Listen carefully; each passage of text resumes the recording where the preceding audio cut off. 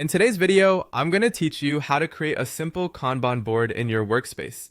Start by opening your workspace. This is your home base where all your projects and boards live. Once you're there, find the option that says Create New Board and click it. A blank setup screen will appear, asking for a title. Give your board a clear, descriptive name so you and your team know exactly what it's for. For example, you might call it commissions if you're tracking requests or tasks related to that topic. After you type the title, click Create to confirm. Give the page a moment to load.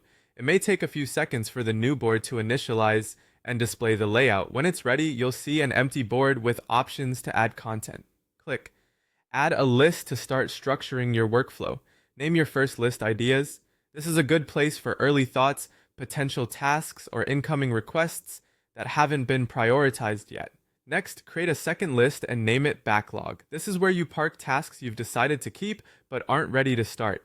It helps you separate raw ideas from work you actually plan to do. Then add a third list called Ready for Action. This column is for tasks that are prepared and can be picked up next, so it's clear what deserves immediate attention. Finally, create a fourth list called Done. This is your completion column where finished tasks will live, giving you a simple visual record of progress. With the structure in place, click Add a card to create your first task. A card is a single piece of work, like a task, request, or note. Type directly into the card to give it a short, specific title.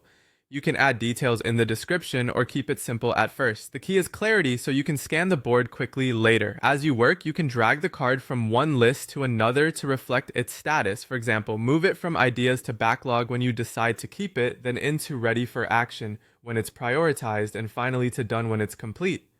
Drag and drop keeps your board updated without extra steps, and it makes your process visible at a glance. That's it.